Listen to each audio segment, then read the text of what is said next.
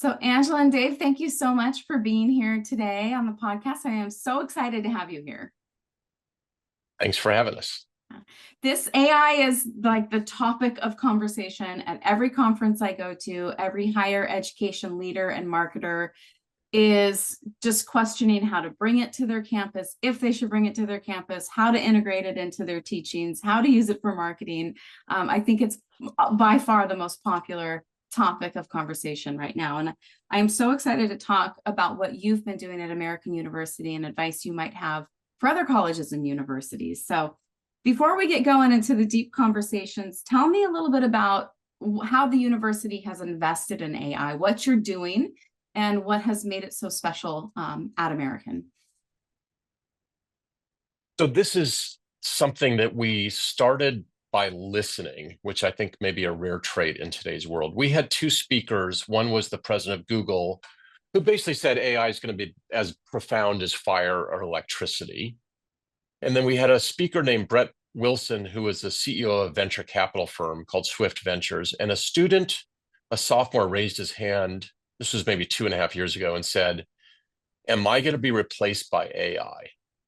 And Brett said, "You won't be replaced by AI, or you likely won't, but you could be replaced by someone who knows AI if you don't." And so a light bulb went off in my head saying, we need to incorporate AI throughout our curriculum.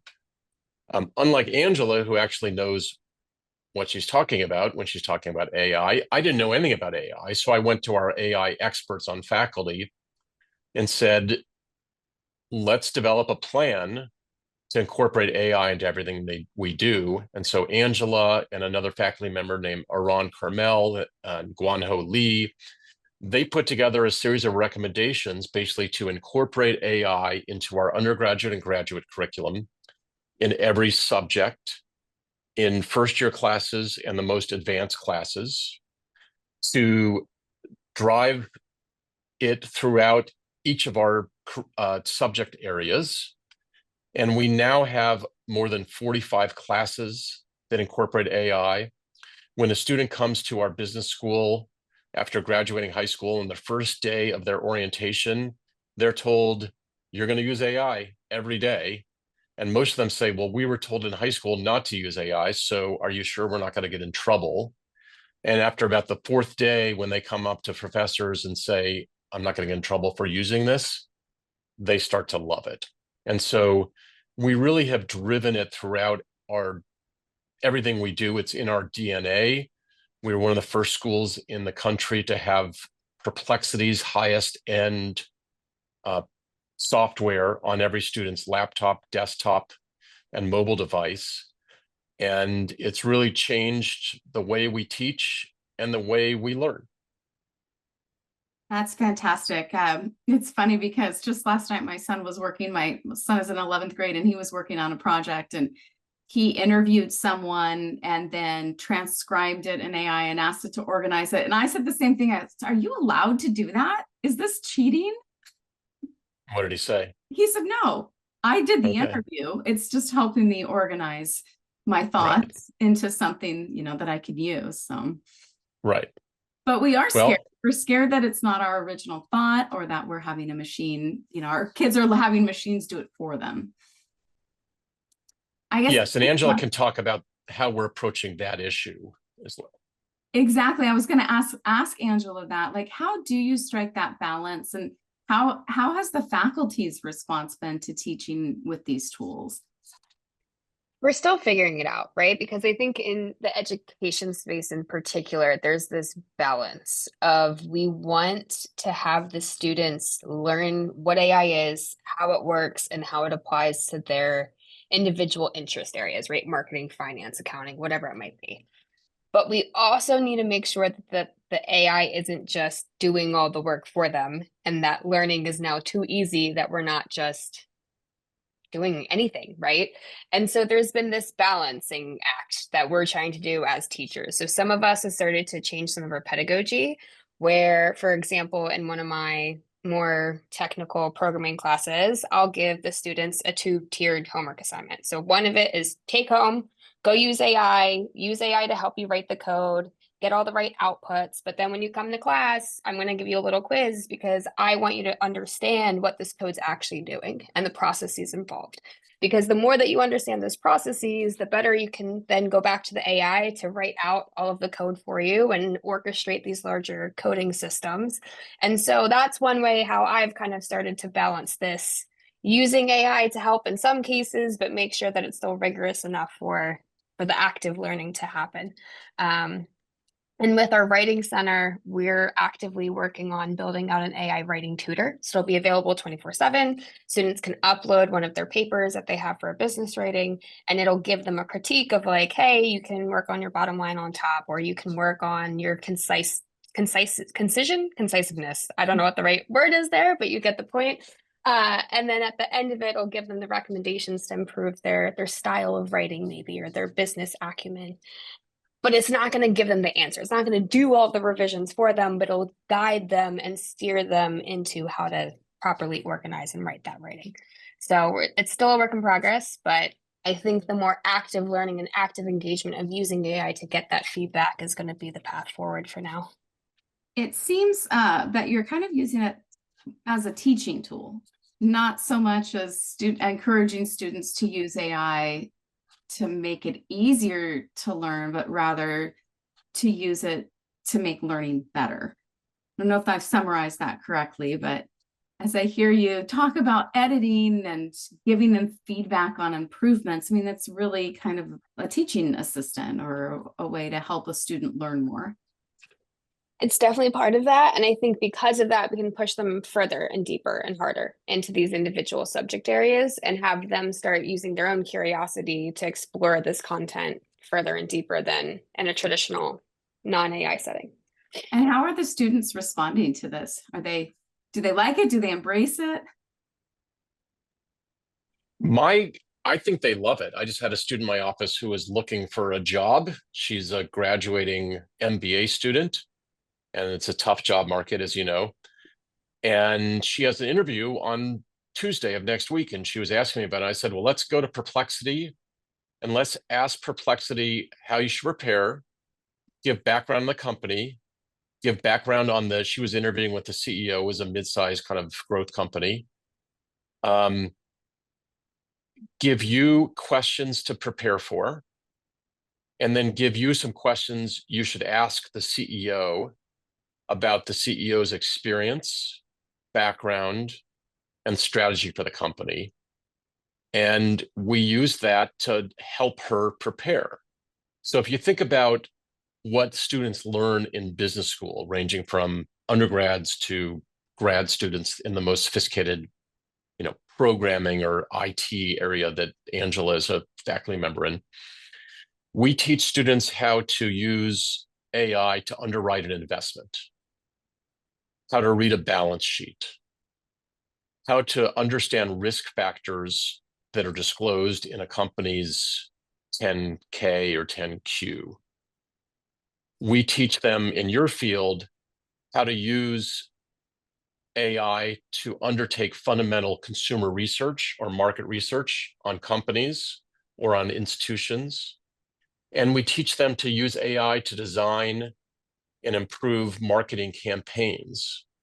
So for text, for imagery, for sequencing of marketing outreach efforts. Right now, AI is really a collaborator, but soon it's going to be an agent where you can send it off to do whatever you want. And then after that, it's going to actually be something you can use to delegate entire tasks. So you can have AI go off and write an entire website in your voice. So if you're taking a company public, to write an S1 in your offering documents. So our basic view is that once our students go into the workforce, they're going to be using AI every day. And we want them to have the fluency and the comfort and the knowledge so they can succeed in whatever job they pursue after graduation. Right. Something you said, I just wrote down. I was just thinking this thing, and I've owned my own business for years now, but every time I look at my balance sheet, I'm like, what what does unearned income, like I have all these questions. I'm like, I need to take a Coursera class on my balance sheet. But I was like, I just need to ask AI to tell me what my balance sheet means. 100%. Yeah. It can analyze it. It can tell you what you should be worried about, or what you should be happy about. It's an incredible tool. Again, as Angela said, you have to understand the basics, but it's a tool in the same way that, when the calculator became ubiquitous, I'm sure there were math professors that said, don't use a calculator because you're not going to understand math. Or I'm dating myself, but when I was in high school, I had spelling tests. I can't spell anymore because the computer corrects all my spelling.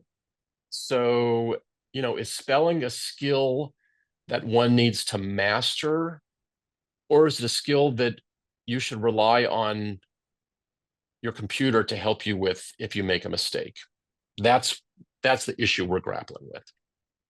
And this might be a question for Angela that I've pondered a lot, especially with marketing. And you brought up marketing as an example.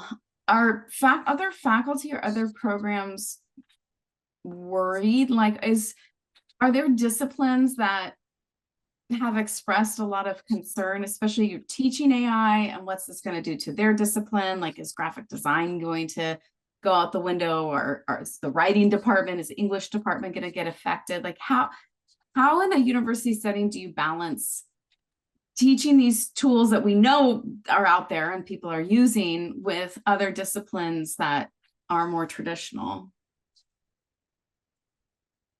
It's a tough question, right? And it's a tough ask just because AI is going to fundamentally change everything, every industry, every foundational area.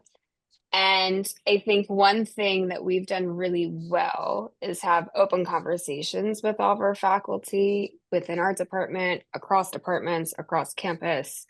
And we've been able to bring in external practitioners in each of those areas. We brought someone from marketing, we brought someone from finance, we brought someone from management, entrepreneurship to come on our campus and just talk about how they're currently using AI within their own businesses.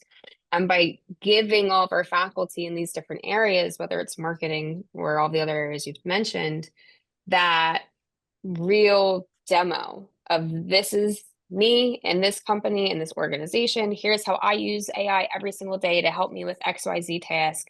And here's how I'm using it. I think that was the light bulb moment for a lot of our faculty of like, oh, okay, so like we can be scared about this. We can be nervous or, uneasy about what this means for my, career thus far. But here's where we're going, right? And so I think giving that directional path has been able to kind of calm some of those nerves. And I think by focusing the students on those AI foundations and incorporating it across all of our departments, that's also been able to help bridge the gap a little bit, because we're kind of rising all tides and rising all programs, even if it means the way that we market today is going to be different than how we did 10 years ago or even last year. Yeah, I know that the School of Business, has embraced it, and you recently got an award, right? I don't remember what it was for, but it was national award, like best use of AI in education or something like that. And then Angela's your position, then do you help other departments integrate it into their curriculum? Do faculty come to you for advice? I mean, I'm imagining, I remember I had this faculty member at UC Santa Barbara. He must have been 80 years old. We all thought he drank vodka out of his water bottle. Like, I'm imagining faculty member like that trying to get AI into the curriculum. Like, I'm imagining some really need some assistance, right? Need some help in moving this direction. We've done a lot of extensive training and a lot of extensive community building around AI and AI literacy from our faculty and staff perspective, because at the end of the day, if our faculty and staff aren't bought in and using AI, it doesn't matter what we're trying to get the students to do, because it's not going to be embedded within the curriculum. So over the past year, we've had monthly AI Second Friday discussions, and that is a gathering place where all of our faculty and staff can kind of just pop in, bring a coffee, and just talk about AI in some capacity. What's working really well, what we've tried, what we've experimented with. And I think we've had a very like AI first mindset of, hey, we're going to try some stuff. Some things are going to be awesome. Some things are going to absolutely fail. And the more we can communicate and understand how all of our different approaches are, the faster we're going to be able to build and incorporate this even deeper. And then on top of that, as I said, we're bringing in industry practitioners probably once a quarter, if not more frequently, just to talk about AI and how they're using it and how it's disrupting their industries. So we get that real world touch to incorporate and give context. And then just last week, we did a training with Perplexity to give a whole orientation over what Perplexity is, how it's different from all the other AI tools out there, and then some of the creative ways that our faculty and staff have already started building AI spaces to either embed in their classrooms, embed in student services, or embed in their staff workflows. And so I think just having that collaborative environment has really been what's the difference maker in having us go deep with the AI integration. Great. I want to talk to Dave about marketing specifically. So Angela, you talked a little bit about integrating it with faculty and this idea of this monthly, like second Friday. What a great way just to have informal discussions and explore different tools. And I'm really interested in learning how the university might be using AI in its own marketing and communications. Is it something that you've been doing, Dave, for the School of Business? Like how can we integrate it more effectively to get students interested in coming to a university or a college? So the answer is yes. I would say we're all in on using it in everything we do. Let me just give you a few examples. At the top line, our work has fortunately been featured on the front page of the Wall Street Journal in Axios for the AI Institute that we created, which Angela is helping to lead. There's a publication called Poets&Quants, which is the main business school publication. And they gave us an award which said that we had undertaken the most consequential AI transformation of any business school in the world, really. And then we've had some award that I remembered. That was pretty good. Yeah. We took that sentence and we put full page ads in the Wall Street Journal. We've had some speakers here, like the president of Microsoft, who said that we're way ahead of other universities anywhere in the world. And so obviously when someone says something like that, we broadcast it. So it has had a very positive impact on our reputation. Our applications were up 22% last year and 40% this year. So then we're also using it, our marketing team is using it for all of their workflows. I'll give you an example. So your son is going to be applying to college soon. When he applies, he usually applies, say, in October, November. Then he gets a decision somewhere between January and March or April, and then has to make a decision by May 1st. So let's take someone who applies early action so they get their acceptance January 15th, and they don't need to decide until May 1st.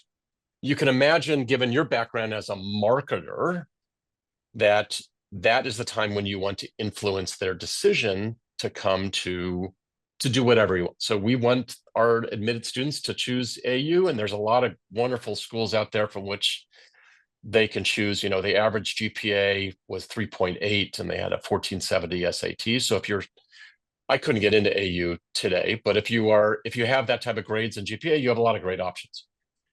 So we had a series of 50 communications, which range from emails to Instagram posts to TikTok, that we were planning between January 15th and May 1st. And our marketing team asked AI to develop the collateral, the messaging, the sequencing.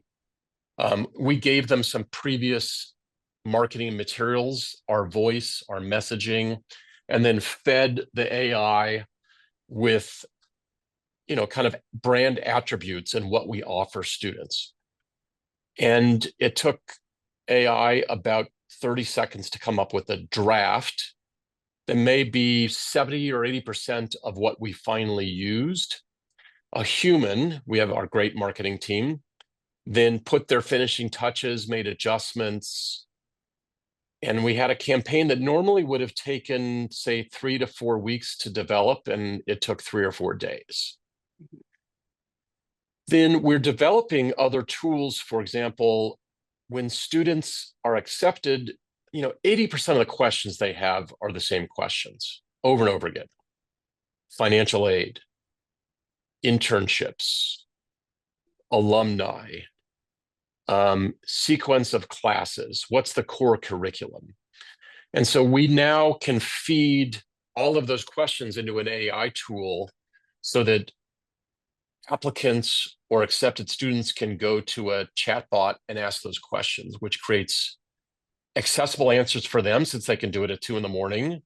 And it creates efficiency for our admissions team so they can focus on higher value, more complex questions. So we're using it in everything we do, and I think that we're just getting started. Angela and another professor, Kelly Frias, organized a session with a CEO of a technology firm a couple weeks ago, who was really pushing us to put AI in different workflows. And so we're coming up with tools to do that over the summer. I would say, we're ahead of most schools, but we are still in, if you want to take a baseball metaphor, we're still in the 3rd inning. We have a lot of work to do and a lot of opportunity. There is so much opportunity. So we've talked a lot about faculty, we've talked about students, we've talked about marketing, and I want to take a quick break, but when we come back, I want to talk a little bit broader about leadership and higher education in general and where you see this heading. So let's take a quick break, listen to our sponsor, and we'll be right back. How do higher education decision makers find the right solution when technology evolves at light speed? Well, we usually start with our network. EdTech Connect is the network that's democratizing the higher ed technology conversation. EdTech Connect is free, so anyone with a .edu email address can sign up and list the software and services they use in their role at their school. Once you're in, you can find out what solutions similar schools are doing all over the country. Whether you're looking to find the hot new AI tool, or maybe learn options you have to upgrade your campus search engine, or even get to your short list of marketing solution vendors, EdTech Connect is the place to go. So visit edtechconnect.com and set up your free profile to get a pulse for what's happening with higher ed technology today. All right, so before our break, we were talking about marketing departments, and I wrote down that your applications are up 22%, which is amazing. My clients— 40% this year. 40%. Yeah, over 22% last year. Yeah. Oh, wow. Okay, so 22% increase, a 40% increase, which my clients would like cry over. I mean, they're looking for 5 to 10% most cases, so that's amazing. So clearly, there's AI and curriculum is a selling point for students, clearly. I mean, the way that you're teaching, but also how you're using it to get the work done has been fantastic as well. How is leadership seeing this? Like, your leadership clearly is embracing it, or it wouldn't be happening as broadly as it is on your campus. And how do you see AI fitting in overall university leadership? Have you heard conversations outside of AU? Like, what's happening out there away from your department and away from your college? So let's start at a macro level. I think that in many ways, educational institutions are facing existential challenges to what their existence. First of all, in the United States, we have what's called the demographic cliff, which is that in 2008, right at the time of the Great Recession, Americans started having fewer children. And so 2008 plus 18 years, we're right in that. And so the number of college first-year students, freshmen, dropped like 4% last year. So you have declining demand, declining supply of students. On top of that, there's great question about the value for the dollar. Okay. So in my view, educational institutions need to reinvent themselves and look very hard in the mirror at the value proposition and how they can better prepare their students for the world they will enter when they graduate, either undergraduate or graduate. AI is part of that. When I talk to employers, and I'm on the boards of corporations and nonprofits, everybody's driving AI into everything they do. And so I feel like it's our responsibility to make sure that our students are fluent in AI applications when they graduate. Even if, and we're kind of technology agnostic, we have a partnership with Perplexity, which is wonderful. But if you're a first-year student, take your son, by the time he graduates college, who knows which AI applications are going to be the winners and losers?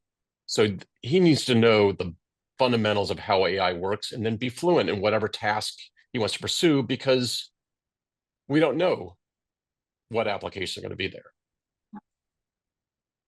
We're getting a lot of calls from around the country. In fact, Angela's leading a session tomorrow with 55 business schools around the country, from Stanford to public universities. We actually have a couple from Europe and Australia and New Zealand. Some are moving quite fast. I received a call from a dean of a major Midwestern public university who said, I'm pushing my faculty to adopt AI, but I only have one faculty member that's willing to drive forward with it. Otherwise, they're stuck in the mud. How do you do it? And so I think there's very mixed adoption. Some are moving fast, some are not moving, and some are moving slow. I think that those that are moving slow are doing it to their peril and to their students' peril, because the world is moving fast, whether the academy or academia wants it to move or not. So you can't bury your hand in the sand and your head in the sand. And, we feel like it's our responsibility to move. Fortunately, we have faculty like Angela Virtu who are experts in this, and they know what they're doing. We've also hired 6 other faculty. So we're investing a lot of money to be state of the art. And, so far so good, but we have a lot of work to do. Yeah, Angela, you're leading this conversation tomorrow. How do you see it with higher ed? I've worked in higher ed now, like 15 years, and we move slow. It's really slow. And this is such a missed opportunity for those institutions, I think, who are moving at a snail's pace, or who want collegial input and studies and discussions. Like, how do you balance like the need to move fast with such a changing industry, and the culture of academia being, just so like almost inclusive sometimes to our own peril? Like, where is that balance? How do you get people moving and excited and inspired and willing? I think the thing that really allowed us to go fast is that we did a top-down and bottom-up approach, right? So independent of Dave, saying, hey, everybody, let's get our heads together and let's move really fast on this and go move at lightning speed to go incorporate AI into this. You had individual faculty on our campus who were already super either plugged into AI or interested in it, or curious about how they could use it to their benefit, either in their research or in their classroom or in their own, corporate activities. That mixture of having these individuals who are kind of going, experimenting, doing their own things, while also having the top-down leadership from Dave, that blend is what I think allowed us to go really, really quickly. Because then as the little hurdles or the little academia bureaucracies pop up, it's like, yeah, no, okay, like we'll figure it out. We'll go over here. We'll work on this thing for a little bit, come back over here, right? Or figure out what we can do that's a quick fix versus a long-term thing, right? So one of the things that we're rolling out in the fall are going to be AI badges. that we can tack on for all of our students to basically showcase to our employers, hey, we have this competency of AI literacy, or we have this competency in these different AI skill sets that employers are going to be demanding in the next year or so. That's a really quick fix that we can then add on for every single student within Kogod, regardless of their major, regardless of their minor. And simultaneously, we're working on having an AI undergraduate major, right? But that, as you've discussed, is a lot more bureaucracy, a lot more paperwork. We've passed it through the first few rounds of stuff, and now we have to go kick it over here and kick the tires and go do these other things, right? So I think from that bottom up and top down approach, we're able to kind of navigate and come up with little quick wins that will get the job done while we also work on these much longer horizon activities. I love this idea of AI badges. We actually do a lot of higher ed trade shows, and we give out stickers. Like, our booth is the most popular booth because of the stickers we have, and we give out badges, like sticker badges, like merit badges. So it's a little different than yours. These are actually tangible. You know what our most popular badge is? It's one that says, "I watched my idea die in committee." And people come up and just crack up at that badge, because that's what we're up against. Sometimes is discussion. I mean, in higher ed, we want to discuss, we want to understand, we want to question, we want to challenge. And that's great. But when you're working with the technology moving as fast, and students who are looking for something cutting edge, it can be detrimental. So I love this idea of using badges as a way, to sell it to faculty and students, really, and employers. I mean, and I think your advice on top down and bottom up is spot on. Yeah. Anything else, Dave, that you would add? Like, if you were talking to a college president, we have a lot of presidents listening to the podcast, and maybe they're excited about integrating some of these tools or ideas you've shared. How would you encourage them to bring it to campus? How can people get started if they're a little bit behind?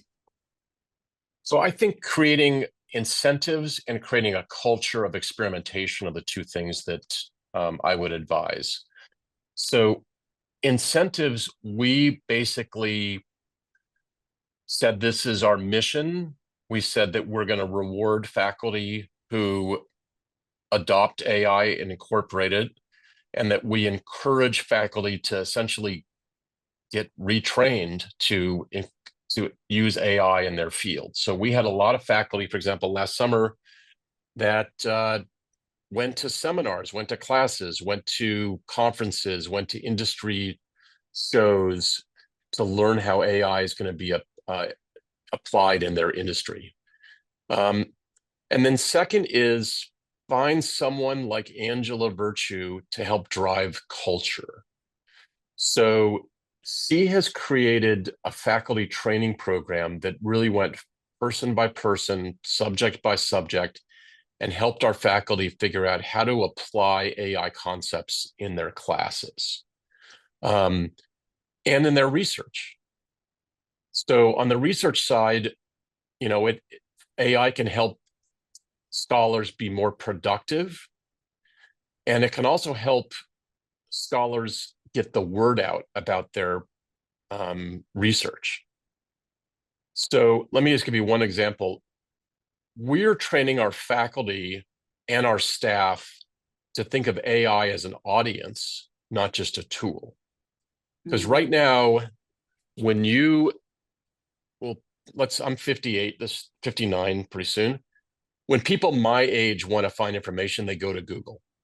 When people that are 20, they go to OpenAI or to Perplexity. Okay. So we are teaching our faculty and staff to see LLMs as the audience, so that when someone searches a question about research or about American University, ChatGPT kicks out an answer that has American in it or our scholars' research in it. So that's a huge change of strategy from a psychological and orientation. You do this in your business. You've been training your clients to pursue SEO optimization for 20 years. Oh, yeah.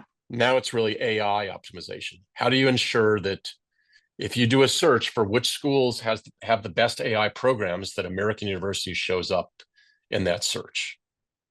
And so that requires a very different orientation. So, but all of this is really about incentives and culture. And we've, fortunately, thanks to Angela and Professor Lee and others, we've created a culture of experimentation, a culture where it's okay to fail. Like, we're making this up as we go along. And if something doesn't work in a class, try something else. It's fine.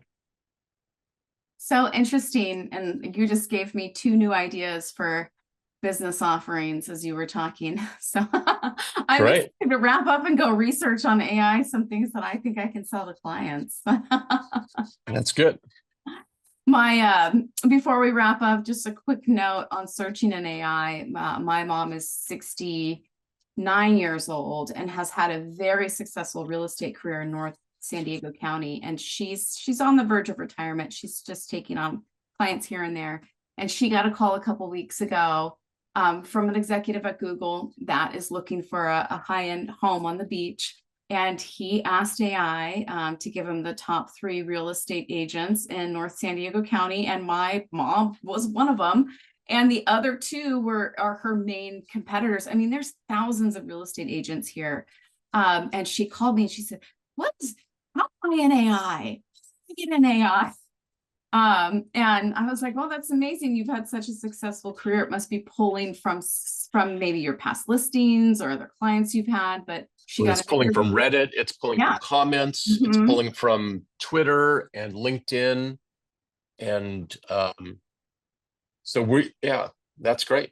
Yeah. And so, I mean, people are using it. They're using it to search. They've used it to find my company. And so it's an amazing tool, so many applications, and it's really just been so fantastic to talk with both of you.